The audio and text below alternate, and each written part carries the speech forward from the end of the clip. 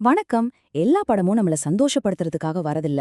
சில படங்கள் நம்ம மனசோட வசதியான மூலைகளை எல்லாம் தாண்டி ரொம்பவே சங்கடமான சில உண்மைகளை நேருக்கு நேரா பார்க்க வைக்கும். இன்னைக்கு நாம அலச போற நோ டியர்ஸ் இன் ஹெல் அப்படிப்பட்ட ஒரு படம் தான். இது வெறும் ஹாரர் படம் சொல்லி ஒதுக்கிட முடியாது. நிஜ வாழ்க்கையோட கொடூரத்தை அடிப்படையா வச்சு எடுத்த ஒரு சர்ச்சைக்குரிய சினிமா அனுபவம். வாங்க, இதோட கலைத்திறன் என்ன, குறைபாடுகள் என்னன்னு ஆழமா அலசி பார்க்கலாம். இந்த ஒரு வரியே போதும் இந்த படம் என்ன மாதிரின்னு புரிஞ்சுக்க. உங்கள சந்தோஷப்படுத்துறத விட உங்கள சிதைக்கிறது தான் இதோட நோக்கம். இந்த மாதிரி படங்கள் நம்ம கிட்ட ஒரு கேள்விய வைக்குது. ஒரு கொடூரத்தை திரையில காட்டுறதோட கலை நோக்கம் என்ன? இந்த கேள்விதான் நோ டியர்ஸ் இன் ஹெல் படத்தை பத்தின விமர்சன விவாதத்தோட மையமா இருக்கு. எந்த ஒரு உண்மை கதைய தழுவி ஒரு படம் எடுக்கும்போதோ ஒரு பெரிய சவால் இருக்கும். நிஜத்தோட கொடூரத்தை எப்படி ஒரு கலை படைப்பா மாத்துறது? நோ டியர்ஸ் இன் ஹெல் விஷயத்துல அந்த நிஜம் நம்ம கற்பனைக்கும் அப்பாற்பட்டது. உண்மைய சொல்லணும்னா படத்தை விட பயங்கரமானது அதுக்கு பின்னாடி இருக்கிற நிஜ சம்பவம். இந்த படம் 1990கள்ல ரஷ்யாவையே நடுங்கு வச்ச சைபீரியன் ரிப்பர்னு அழைக்கப்பட்ட அலெக்சாண்டர் ஸ்பெசிவிட்சேவோட கொடூரமான குற்றங்களை அடிப்படையா வச்சு எடுத்தது. ஆனா இங்கதான் டைரக்டர் ஒரு இன்ட்ரெஸ்டிங்கான விஷயத்த பண்றாரு.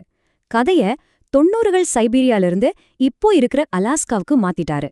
இது ஒரு சுவாரஸ்யமான முடிவுதான். ஏன்னா ரெண்டுமே தனிமையான குளிர்ச்சியான இடங்கள்.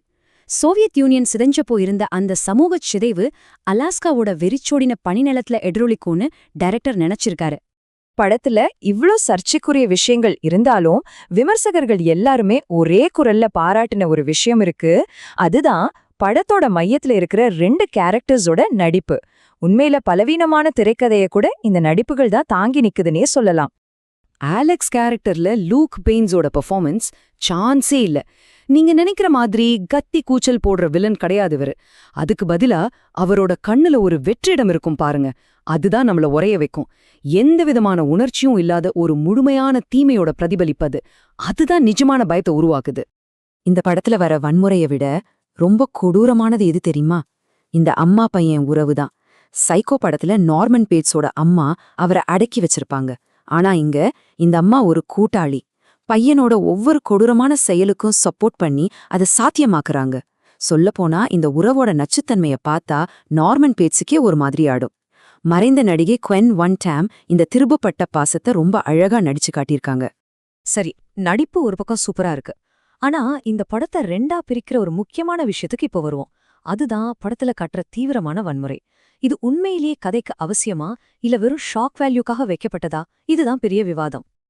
இங்கதான் விமர்சகர்கள் 2 டீமா பிரியறாங்க. ஒரு பக்கம் மூவி ஹூக்கர் மாதிரி சில பேர் இந்த வன்முறை அந்த குற்றங்களோட கொடூரமான நிஜத்தை நேர்மையா காட்டுதுன்னு சொல்றாங்க.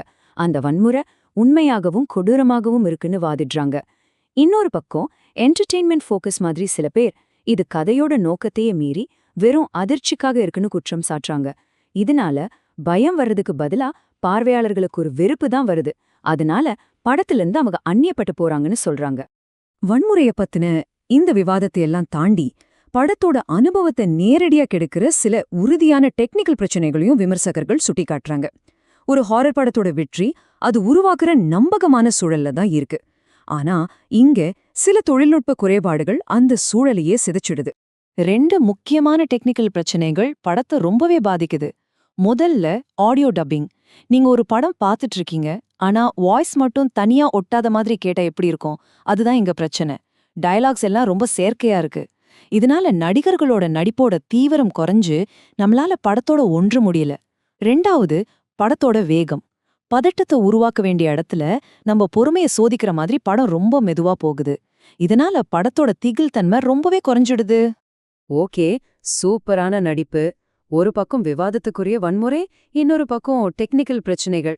இதெல்லாம் வச்சு பார்க்கும்போது இந்த படத்துக்கு கிடைச்ச இறுதி தீர்ப்பு என்ன? இந்த ரேட்டிங்ஸை பார்த்தாலே தெரியும், யாருக்குமே ஒரு முழுமையான திருப்தி இல்ல.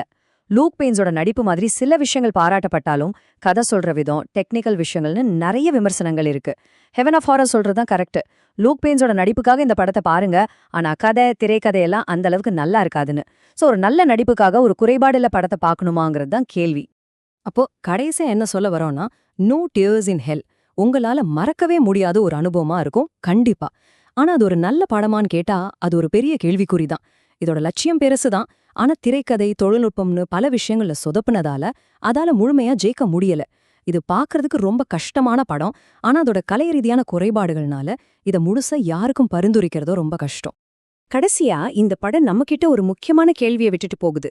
ஒரு படத்தோட கருத்து ரொம்ப அழுத்தமா இருக்கலாம், ஆனா அத சொல்ற விதம் சரியில்லைன்னா, டெக்னிக்கலா பலவீனமா இருந்தா அந்த படம் ஜெயிக்குமா? இல்ல வெறும் ஒரு அதிர்ச்சி கொடுக்கற முயற்சியாவே நின்னுடுமா? இத பத்தி நீங்க என்ன நினைக்கிறீங்க? யோசிச்சு பாருங்க.